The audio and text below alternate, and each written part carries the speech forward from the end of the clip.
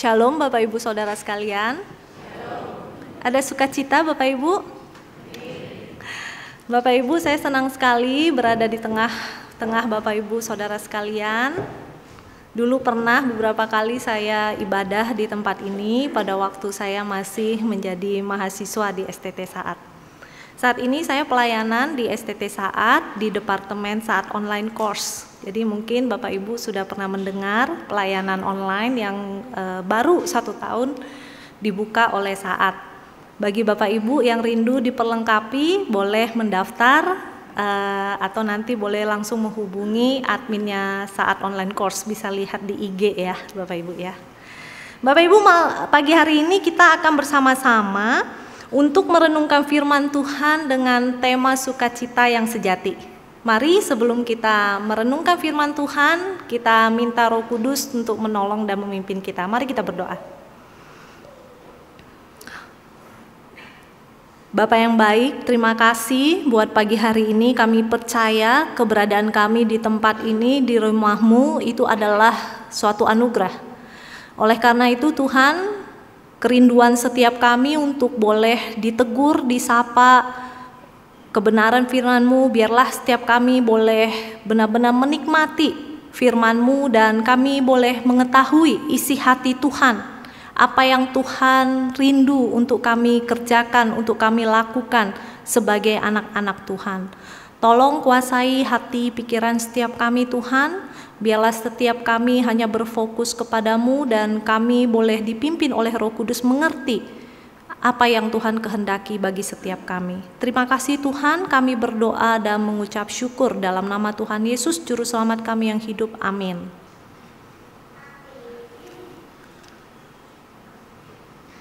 Bapak Ibu, kita akan bersama-sama membaca satu bagian firman Tuhan yang sudah cukup sering kita renungkan, kita baca di saat-saat minggu-minggu Natal gitu ya. Saya mau mengajak Bapak Ibu Saudara membuka Matius 2 ayat 10 sampai 12. Matius pasal 2 ayat 10 sampai 12. Saya akan membacakannya bagi kita semua. Ketika mereka melihat bintang itu, maka bersukacitalah mereka. Maka masuklah mereka ke dalam rumah itu dan melihat anak itu bersama Maria ibunya, lalu sujud menyembah dia. Mereka pun membuka tempat harta bendanya dan mempersembahkan persembahan kepadanya, yaitu emas, kemenyan, dan mur. Dan karena diperingatkan dalam mimpi supaya jangan kembali kepada Herodes, maka pulanglah mereka ke negerinya melalui jalan lain. Bapak Ibu, berbicara tentang sukacita, kira-kira apa yang ada di pikiran kita Bapak Ibu? Apakah sama dengan kebahagiaan? Apakah sukacita itu sama dengan kebahagiaan? Bapak Ibu, berbicara dengan kebahagiaan, orang suka mengidentikan kebahagiaan itu dengan uang. Kalau kita banyak uang ya, kita pasti bahagia ya. Pasti hidupnya lancar jaya gitu ya. Kayak merek apa ya, lancar jaya ya. Nah, kalau dia punya banyak teman, misalnya kenal jenderal ya, kenal influencer, kenal artis, bahagia sih, karena kita kecipratan terkenalnya gitu. Bisa jadi kita seneng kalau kita punya teman-teman yang terkenal, atau kita berada di lingkungan-lingkungan yang orang pandang itu baik, kita bahagia. Atau mungkin bagi para ibu-ibu ya, bahagia kalau itu habis dibeliin perhiasan ya sama suaminya. Atau kita arisan gitu ya, tiap kali arisan perhiasannya bisa beda-beda, itu kita bahagia. Bisa jadi seperti itu. Seperti beberapa waktu lalu viral gitu ya, ibu-ibu kalau arisan gitu perhiasannya dari ujung sini sampai sini gitu. Wah, itu bahagia banget, apalagi masuk Instagram, viral, masuk TikTok gitu ya. Atau ibu-ibu bahagia kalau awal bulan nih, boleh shopping sesuka hati. Ada nggak Bapak Ibu istrinya atau saudaranya atau kita sendiri nih. Kalau ke mall, kita pulang nggak bawa belanjaan, sakit kepala nih, mesti belanja, ya. Kita bawa belanjaan, kalau banyak pulang dari mall gitu, kita nggak sakit kepala, nggak sakit kaki. Tapi suami kita yang sakit dompetnya ya. Nah, kita seringkali mendefinisikan kebahagiaan itu dengan apa yang kita mau. Ya, ujung-ujungnya kesenangan, ujung-ujungnya uang. Tapi apa benar uang itu memberikan sukacita? Dan apa benar sukacita itu sama dengan kebahagiaan? Bapak Ibu, mungkin kalau sebagai hamba Tuhan yang menyampaikan, ya uang bukan segalanya, mungkin nanti habis ini saya tidak diundang lagi berkhotbah ya, gitu ya, karena nggak ngerti persoalan dunia gitu ya. Oke, bagaimana kalau kita menilik satu tokoh, Bapak Ibu, satu orang ya, namanya Anthony Bourdain. Ada yang tahu atau pernah lihat? Nah, saya perkenalkan ya Bapak Ibu. Bapak Anthony ini seorang yang cukup terkenal. Kalau Bapak Ibu nanti Google gitu, lihat di YouTube, keluar nih video-videonya ya. Nah, siapa Bapak Anthony ini? Bapak Anthony ini pakar kuliner internasional. Nah, kalau udah ada belakangnya embel-embel internasional, udah nggak usah diragukan ya Bapak Ibu ya, udah go internasional. Jadi namanya cukup dikenal oleh kalangan yang luas dan profesinya diakui. Bapak Ibu, Pak Anthony ini memang memulai karirnya dengan memasak-masak ya, jadi koki. Tapi karena kepintarannya, kehebatannya, wah, Pak Anthony ini sekarang ya, maksudnya pada waktu dia berkarir belakangan ini, kerjaannya itu diundang orang Bapak Ibu. Terbang dari satu kota ke kota yang lain, ya, masuk resto, satu resto ke resto yang lain, resto-resto yang tentu saja bintang 5. Ngapain Bapak Ibu? Dia diundang untuk mencicipi makanan, ya, naik first class, kemudian disuguhkan makanan mewah, makanan enak, kemudian kalau nggak enak boleh marah-marah, ya, dibayar lagi. Enak nggak hidup kayak gitu? Kita kalau makan kita bayar ya Bapak Ibu. Nanti kalau dia makan dia dibayar gitu. Nah, kehidupan yang seperti apa? Tentu saja kehidupan yang sangat menyenangkan. Bahkan pasangannya berkata bahwa ya dia kan hidupnya di pesawat, pergi terus ke belahan dunia mana juga dia udah pergi. Bapak Ibu, dia pernah loh ke Indonesia makan nasi padang gitu, makan rendang, katanya rendang the best ya di Indonesia. Nah, dia mencicipi semua makanan yang menurut orang itu enak dan dia mereviewnya. Tapi ada satu berita yang mengejutkan Bapak Ibu. Pada tanggal 8 Juni 2018 diketahui bahwa dia mati di kamar hotel dalam kondisi yang diduga bunuh diri. Pertanyaannya, netizen pasti bingung kan, ini kurang apa lagi hidupnya ya? Semua dia punya, ketenaran punya, dia juga penulis buku gitu. Dia punya semuanya. Tapi kenapa dia memutuskan untuk bunuh diri?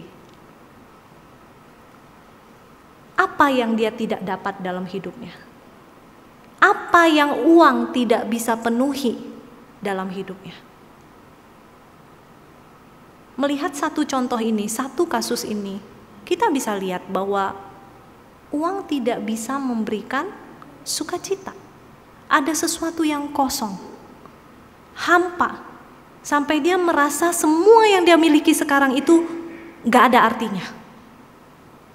Dia gak peduli lagi orang menunggu dia di acara TV-nya. Dia gak peduli lagi dia nanti gak muncul di acara TV-nya. Dia gak peduli bagaimana keluarganya. Dia tinggalkan dunia ini. Kenapa? Dia nggak punya pengharapan, Bapak Ibu.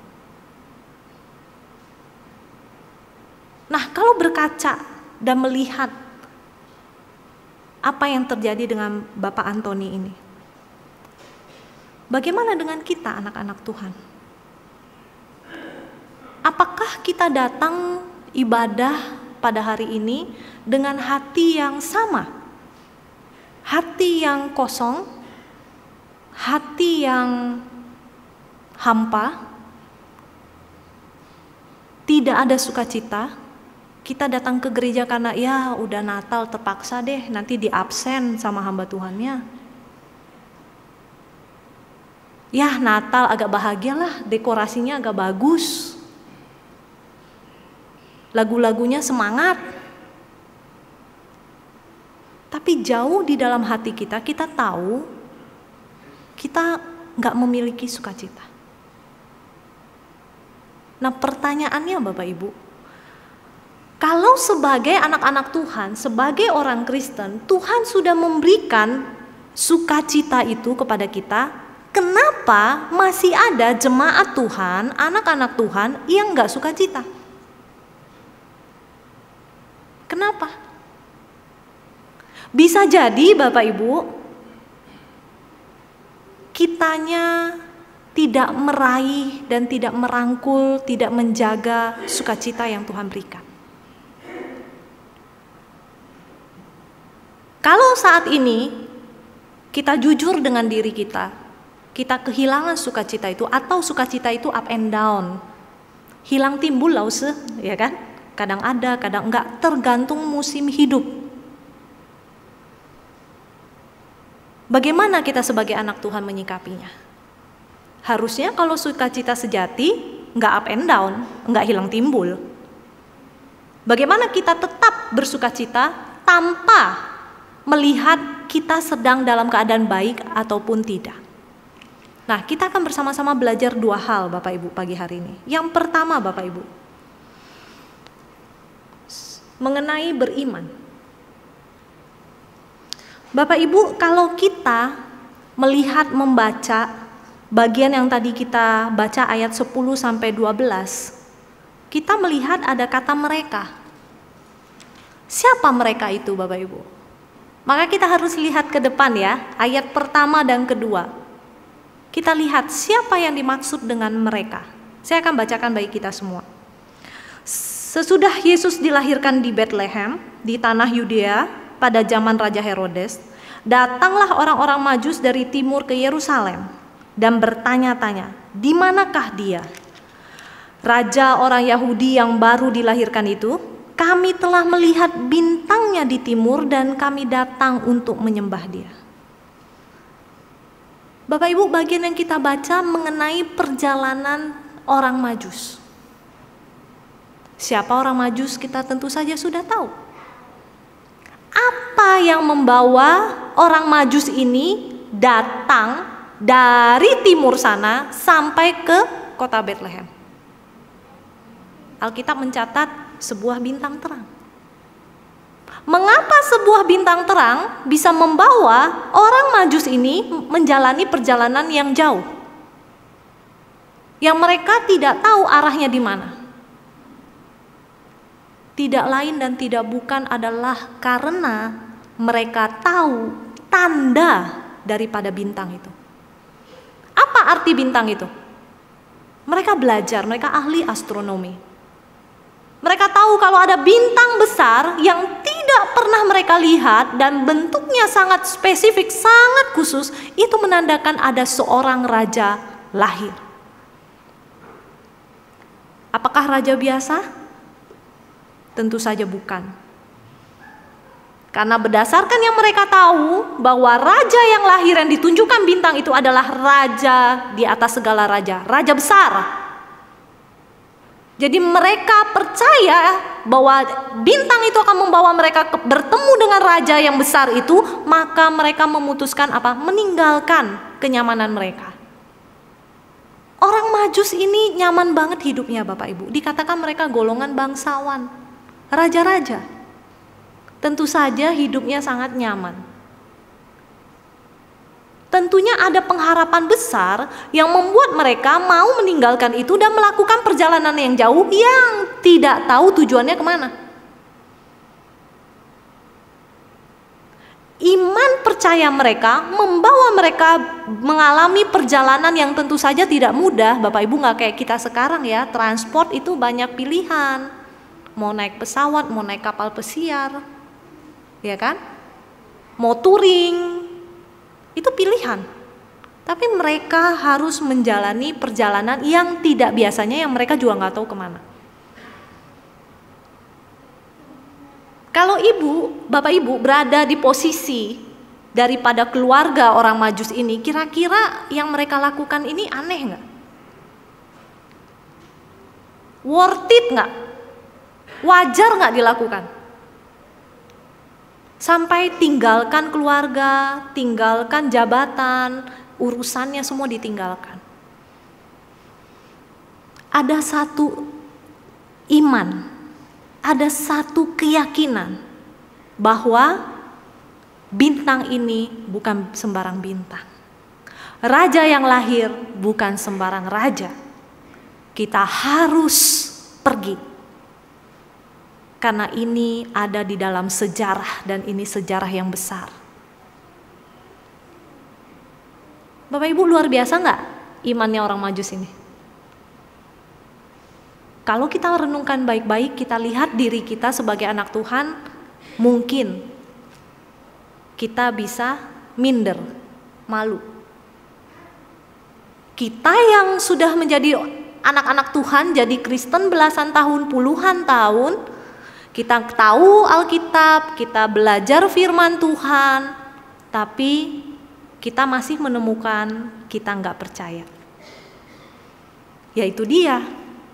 Karena ada musim-musim dalam kehidupan kita yang menghalangi kita untuk kita bisa percaya. Setiap kita tentunya mengalami masalah-masalah juga Bapak Ibu. Ada pergumulan hidup. Ada pahit-pahitnya. Ada air mata. Bagaimana sebagai anak Tuhan, orang Kristen, di tengah badai kehidupan, kita tetap beriman. Kita tetap percaya. Kita tetap bersukacita. Saya pun gak bisa Bapak Ibu memberikan tips atas persoalan hidup Bapak Ibu, saudara sekalian satu persatu. Tapi yang bisa saya ajak kita semua untuk lihat kembali, untuk belajar bersama adalah 1 Tesalonika 5, 16 ayat 19. Bersukacitalah senantiasa, tetaplah berdoa, mengucap syukurlah dalam segala hal, sebab itulah yang dikehendaki Allah di dalam Kristus Yesus bagi kamu. Janganlah padamkan roh. Apa yang Alkitab tulis bagi kita semua Bapak Ibu? Perintah untuk bersukacitalah. Perintah yang tidak mudah, tapi kita sebagai orang Kristen, sebagai anak-anak Tuhan, kita imani. Karena apa? Ada petunjuknya untuk tetap bertahan bagaimana? Untuk tetap bersukacita itu bagaimana? Dikatakan apa? Tetap berdoa. Seringkali kalau kita menghadapi masalah, kita berdoanya udah 1 bulan, udah 2 bulan, udah 1 tahun, kita berhenti berdoa bukan? Kita capek berdoa bukan?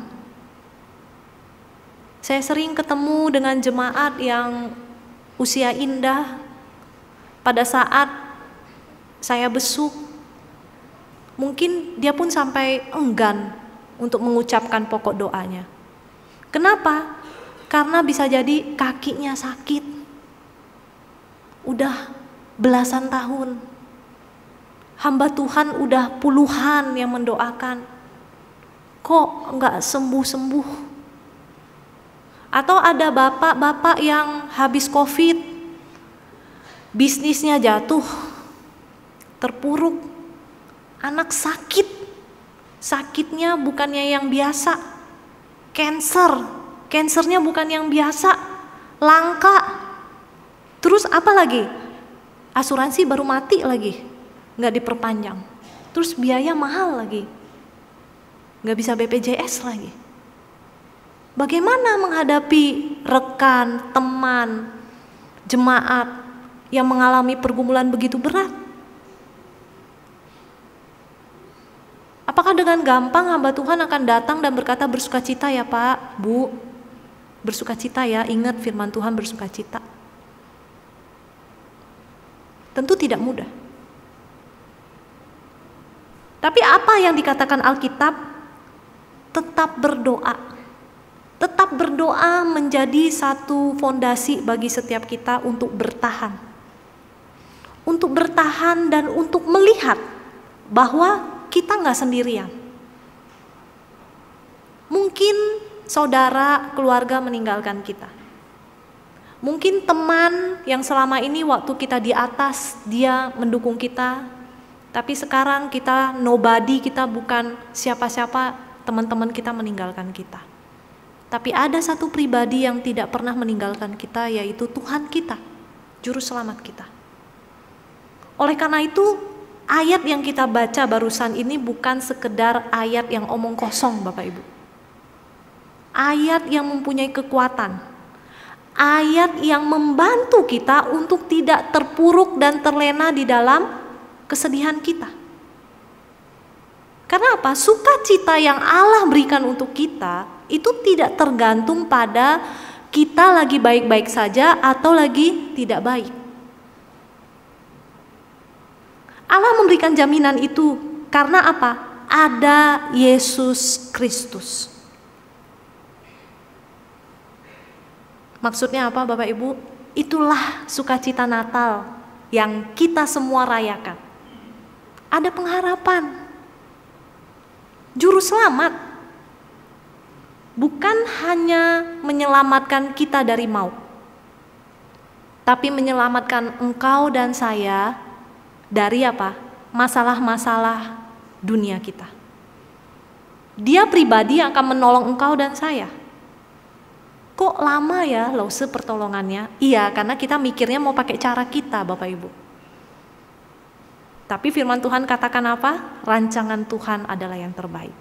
Makanya seringkali kita di dalam kesesakan hidup kita, pergumulan hidup kita sulit sekali merasakan sukacita. Karena kita berfokus pada masalah kita dan kita lupa karya besar yang telah Allah lakukan, Allah kerjakan lewat Yesus Kristus. Yang kedua Bapak Ibu, apa yang membuat sukacita kita hilang atau kita tidak bisa menjadi orang yang menikmati sukacita yang Allah berikan? Karena bisa jadi kita tidak menjadi pelaku firman. Bapak Ibu mari melihat Matius 2 ayat 11. Maka masuklah mereka ke dalam rumah itu dan melihat anak itu bersama Maria ibunya. Lalu sujud menyembah dia. Mereka pun membuka tempat harta bendanya dan mempersembahkan persembahan kepadanya, yaitu emas, kemenyan dan mur. Bapak Ibu, kalau orang Majus ini tidak mempunyai kepercayaan yang besar bahwa dia akan bertemu dengan raja di atas segala raja itu, kira-kira dia bawa persembahan enggak? Berat-beratin aja, ya kan? Kalau kita pergi liburan, kita tentu aja akan pilih kan? Enggak semua baju di lemari kita bawa, bukan? Enggak semua sepatu kita bawa, kita akan pilih yang penting-penting saja. Untuk kita berangkat, itu kita naik pesawat Bapak Ibu. Kita naik transportasi yang baik, kereta api, kapal. Bagaimana kalau mereka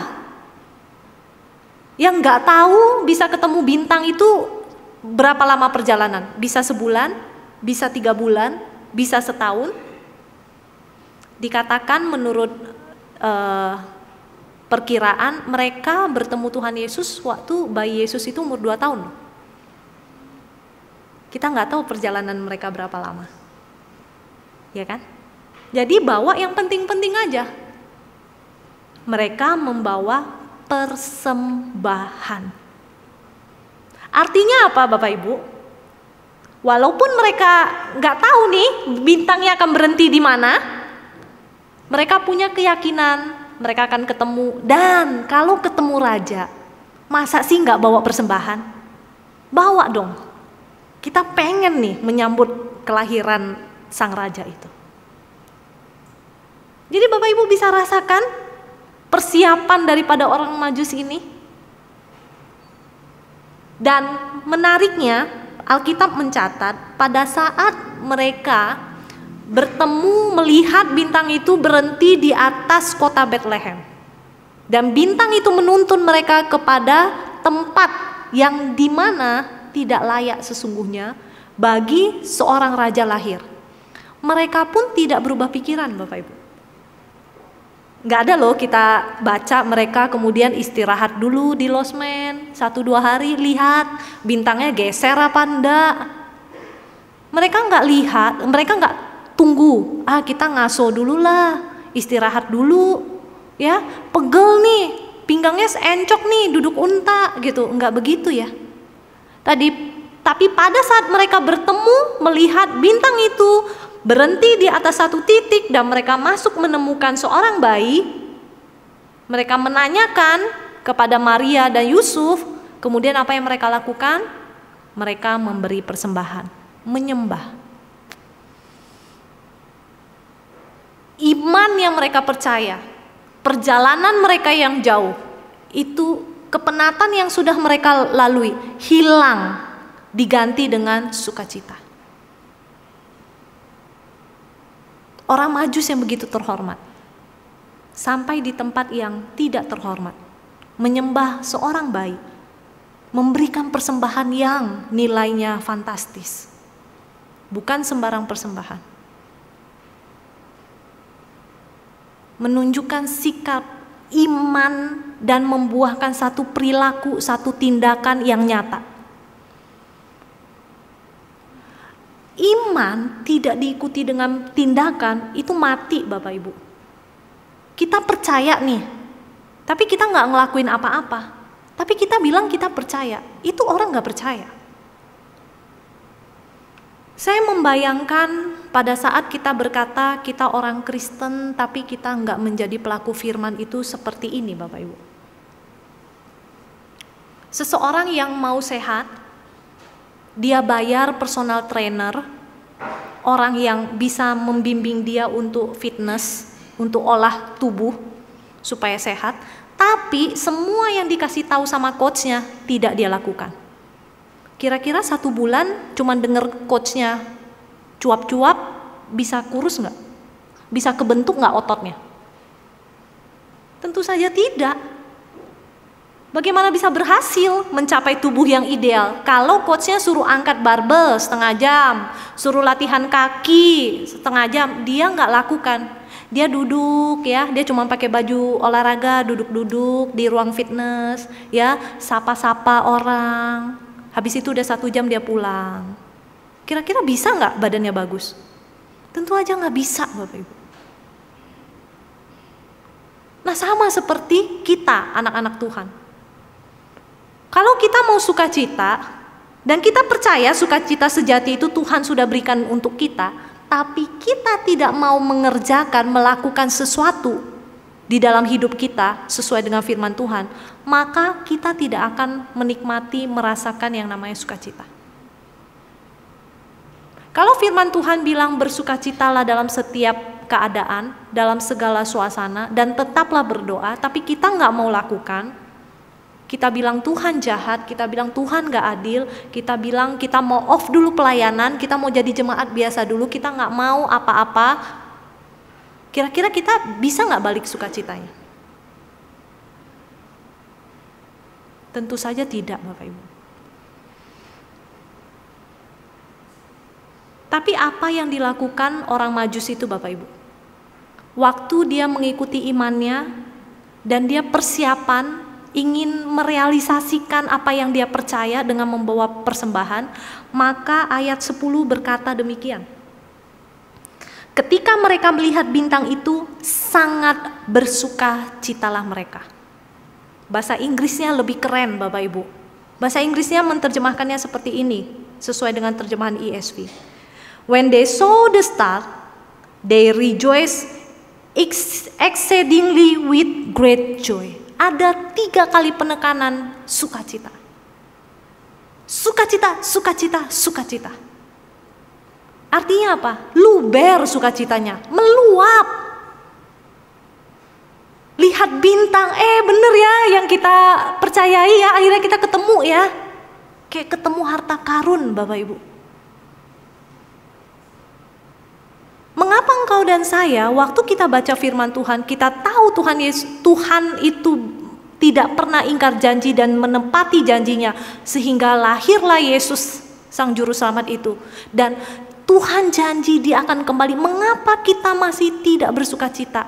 Mengapa kita tidak berpengharapan?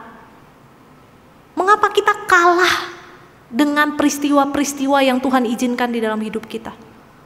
Mengapa kita memilih untuk menarik diri dari persekutuan, menarik diri dari pelayanan? Mengapa itu yang menjadi pilihan kita? Bapak Ibu, saya ingat satu orang ibu. Waktu saya pelayanan di Jakarta, ibu ini sangat setia datang doa pagi. Doa pagi itu jam 6 pagi. Nah, jujur, saya aja lihat ibu-ibu yang lain masih ngantuk gitu ya. Kalau dia udah fresh. Kenapa? Karena dia yang bertanggung jawab memasak konsumsi untuk kita jemaat yang ikut doa pagi. Nah, satu waktu saya berkesempatan satu mobil dengan ibu ini, kami ingin pergi ngelayat, memberikan ibadah penghiburan. Kemudian ibu ini duduk paling belakang, mobil panjang L300, dia duduk paling belakang, dia terpisah dari ibu-ibu yang lain yang duduk agak ke tengah. Kemudian saya pindah gitu, duduk di samping ibu ini. Saya ngobrol. Saya kaget, tiba-tiba ibu ini menangis. Saya bilang, aduh gimana nih kok baru disamperin nangis gitu kan. Saya bilang, ada apa Bu? Ada yang salah? Atau ibu mau pulang ke gereja aja, ibu gak mau ikut pelayanan? Oh bukan, dia bilang gitu. Justru pelayanan ini yang membuat saya kembali bersuka cita. Saya bingung kan ya, gimana ya pelayanan ngelayat bisa bersuka cita? Dia cerita Bapak Ibu, ternyata beberapa tahun yang lalu dia kehilangan anak yang dia kasihi, anak cowok satu-satunya. Anak ini baru wisuda dan sesudah wisuda mau bekerja dan mau menikah. Tapi Tuhan punya rencana lain. Anak ini kecelakaan dan meninggal. Saya masih nggak mengerti apa yang ibu ini maksud dengan bersuka cita saat melayani perkabungan. Tapi ibu ini akhirnya berkata bahwa setiap kali dia datang berkabung, ikut merasakan kepedihan dan kehilangan daripada orang-orang yang kehilangan orang-orang yang dia cintai itu, dia melihat Tuhan baik. Tuhan baik kenapa? Karena dia sudah pernah merasakan kehilangan. Dan dia mengerti apa rasanya kehilangan. Oleh karena itu dia mau ambil bagian dalam pelayanan gereja untuk boleh berbagi kesedihan bersama. Bapak Ibu, saya nggak pernah ketemu orang yang punya motivasi pelayanan seperti ini. Bagaimana mungkin hal kelam di dalam hidupnya Tuhan bisa rubah itu menjadi sesuatu yang menjadi berkat bagi orang lain.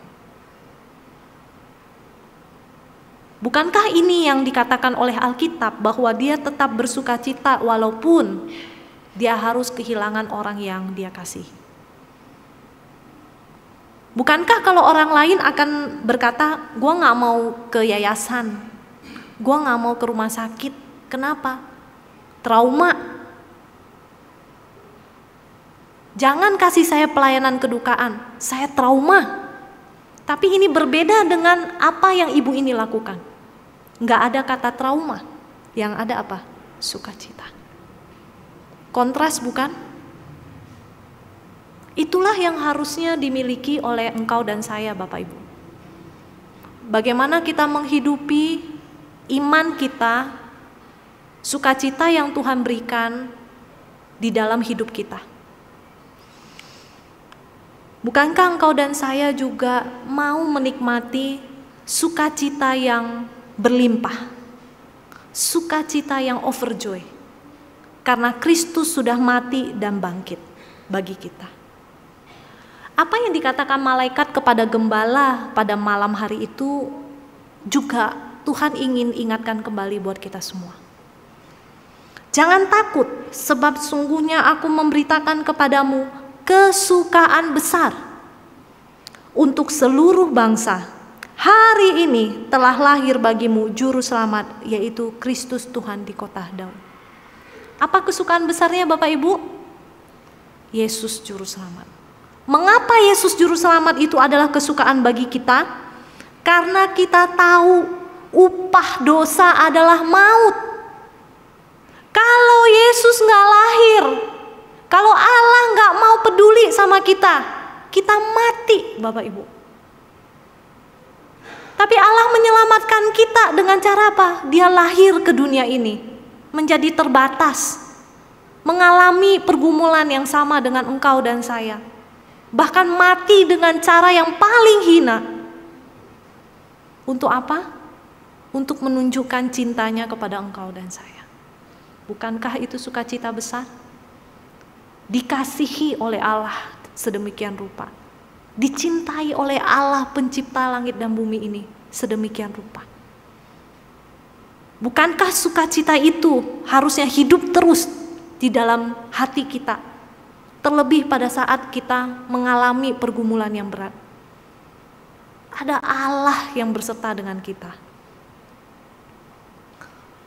Maukah kita Bapak Ibu pada pagi hari ini bersama-sama sebagai satu tubuh Kristus, kita bersama-sama menyadari bahwa sukacita kita bukan tergantung dengan apa yang kita miliki di dunia ini, tapi sukacita kita itu berasal daripada Allah.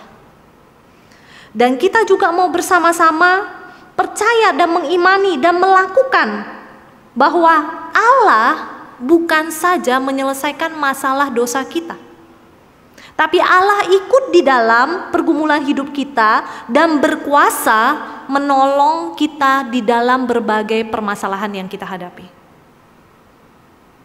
Kalau Allah sanggup mengalahkan maut, masa sih Allah tidak sanggup menyelesaikan masalah engkau dan saya? Masa sih Allah tidak ngerti rasanya? Hal yang paling besar, yang paling esensi aja Tuhan sudah bereskan untuk kita Bapak Ibu.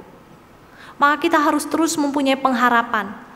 Kita harus terus beriman. Dan kita harus terus melakukan apa yang menjadi tanggung jawab kita sebagai orang Kristen. Berdoa, menjadi pelaku firman.